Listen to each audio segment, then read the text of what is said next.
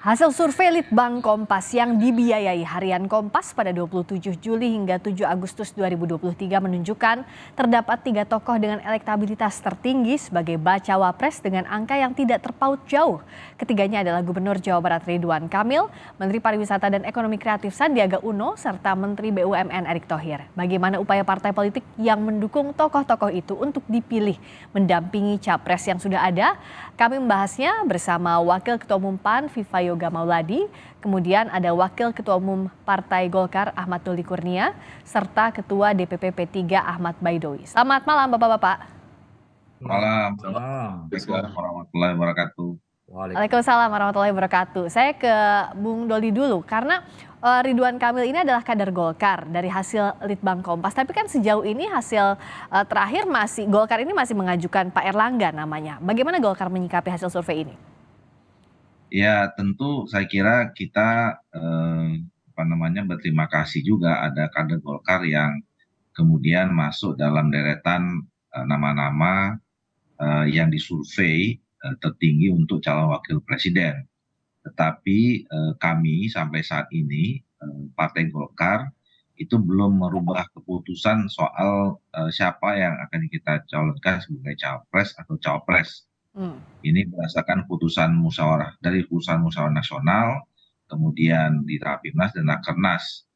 Nah, memang kita sudah putuskan calon presiden kita sebagai konsekuensi kita bergabung membangun kerjasama politik berkoalisi dengan Gerindra, kemudian PKB dan PAN itu adalah Pak Prabowo Subianto. Tapi di dalam 3 keputusan tertinggi di partai itu, putusan akhir terhadap putusan capres dan cawapres itu kita sudah memberikan mandat kepada Pak Erlangga Hartarto. Jadi ada 2 hal ya. Jadi pertama kita belum mengunggah putusan. Kalau ditanya siapa ya tentu kita prioritas utamanya adalah Pak Erlangga Hartarto, dan kemudian mengenai siapa dan pada akhirnya keputusan akhirnya itu seperti apa, itu nanti akan ditentukan oleh Pak Erlangga Hartarto yang sudah diberikan mandat baik itu dari Munas, Rapimnas, dan Rakernas. Oke, kansnya Mas Sandi seperti apa masuk deretan di survei elektabilitas bacawa pres tertinggi, tapi peluangnya di koalisi bersama PDIP masih terbuka lebar atau tidak? Ya, kalau melihat tren hasil survei, tentu peluang Pak Sandiaga Uno mendampingi Pak Ganjar itu masih sangat besar, masih terbuka lebar. Semua masih dalam tahap proses negosiasi politik dengan teman-teman di PDI Perjuangan, khususnya Ibu Megawati selaku Ketum PDI Perjuangan.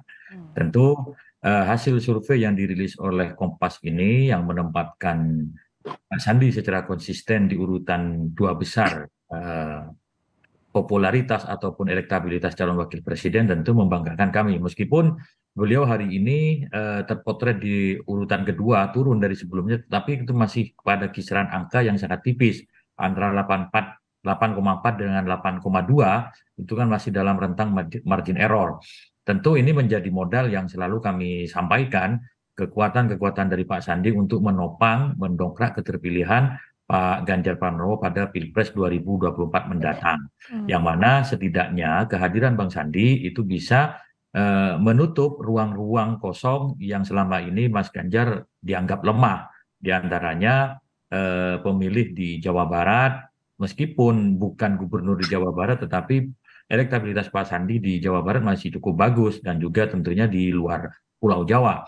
Kalau untuk Jawa Tengah dan Jawa Timur, popularitas dan elektabilitas Pak Ganjar kan cukup kuat. Nah, itu saya kira yang menjadi pertimbangan bahan dari kami untuk menyampaikan kepada PDIP, selain tentunya keunggulan-keunggulan lainnya dari Pak Sandiaga Uno dibandingkan cawapres yang lainnya. Kalau PAN gimana? Saat ini kan PAN bersama dengan KKIR. Lihat elektabilitasnya Pak Erick ada tren kenaikan juga kalau dibandingkan dengan Mei lalu dari 4,5% jadi 8% di Agustus ini. Apakah Pak Erick ini adalah satu-satunya calon yang akan diajukan oleh PAN? Bagaimana pula kondisinya di KKIR yang disebutkan sebelumnya bahwa pemegang kunci Inggrisnya adalah PKB bersama Gerindra?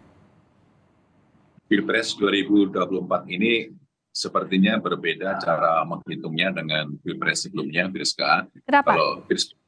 Pilpres 2024 ini, satu dari calon presidennya rata-rata memiliki tingkat elektabilitas yang tidak jauh berbeda selisihnya, sehingga faktor determinan, faktor yang penting adalah calon wakil presiden itu harus dapat memberikan kontribusi insentif elektoral kepada calon presiden. Nah, dari kondisi seperti itu, maka seluruh calon wakil presiden harus memiliki nilai elektabilitas yang cukup baik agar dapat menambah elektoral calon presiden ketika berpasangan. Kami mencalonkan Pak Prabowo Subianto untuk calon wakil presiden diserahkan kepada Pak Prabowo. Nanti kira-kira siapa yang akan dipilih oleh Pak Prabowo akan ditentukan secara musyawarah mufakat. Kalau dilihat dari potensi yang ada, kita masih menunggu rapat resmi. Ada PKB yang mengusulkan nama Caimin, kemudian ada PAN yang menyodorkan nama Mas Erick Thohir, ada Golkar, ada Pak Erlangga atau Ridwan Kamil. Ini semuanya akan kita rumuskan secara bersama-sama, secara musyawarah mufakat, kolektif, kolegial. Intinya bahwa pasangan ini harus menang. Siapapun calon wakil presiden yang akan dipilih oleh Pak Prabowo sebagai pasangannya harus dapat memberikan nilai elektoral bagi seluruh partai politik pendukung tim Capres Prabowo. Oke, kalau Bung Doli lihatnya apakah faktor yang akan menentukan untuk Golkar khususnya memajukan tokoh di Pilpres ini berdasarkan elektabilitas atau seperti apa? Sementara ini kan di Rapimnas Rakernas tadi disampaikan masih Pak Erlangga Hartarto, tapi dengan perkembangan terjadi apakah elektabilitas ini juga jadi salah satu pertimbangan utama? Iya, tentu banyak variabel yang kemudian nanti akan kita bawa dalam diskusi ya, dalam penetapan soal siapa yang akan menjadi calon wakil presiden mendampingi Pak Prabowo. Nah, yang penting adalah siapapun figur itu adalah menambah kekuatan. Ya, kekuatan apa? Pertama yang paling penting adalah apakah nanti pasangan yang akan kita sampaikan itu bisa menjadi pasangan yang saling melengkapi dengan Pak Prabowo untuk membawa Indonesia 5 tahun yang akan datang, gitu ya. Jadi tentu kita bicara mulai dari kepentingan atau narasi apa yang kita akan bangun di dalam memajukan Indonesia setidaknya 5 tahun yang akan datang itu. Nah, kedua figur ini harus menjadi ya duit tunggal ya, saling mengisi, saling melengkapi. Dari mungkin ada kelemahan masing-masing nanti di antara kedua pasangan ini. Gitu. Nah, yang kedua tentu memang ada faktor elektabilitas ya. Ini juga akan menjadi pertimbangan. Tetapi juga yang tidak harus kalah dipertimbangkan adalah tokoh-tokoh yang mendampingi figur calon wakil presiden ini adalah mempunyai dukungan kuat, infrastruktur, jaringan organisasi partai politik itu juga harus penting dipertimbangkan ya. Karena bagaimanapun itu juga akan ikut menambah kekuatan ya untuk memenangkan Pilpres. Jadi kita kan semuanya bergabung itu tentu di dalam kontestasi pemilu ini terutama Pilpres tujuannya adalah untuk menang. Nah, jadi pertimbangan untuk menang itu tadi itu bisa setidaknya ada 3 variabel itu. Ada 3 variabel, salah satunya elektabilitas. Kalau dari P3 namanya mengajukan proposal sebagai cawapres, otomatis salah satunya elektabilitas. Nah, di sisa waktu ini bagaimana mendongkraknya agar PDIP betul-betul melirik P3 untuk meminang mendampingi Pak Ganjar di Pilpres nanti, Mas Awi? Ya, kita terus mempromosikan, mensosialisasikan Pak Sandi sebagai Ketua Bapilu P3 sekaligus bakal cawapres yang diusulkan oleh P3 dalam konsolidasi ke tingkat grassroots. Semakin menambah elektabilitas Mas Sandi, Bang Sandi dari yang akan diukur dari sejumlah lembaga survei.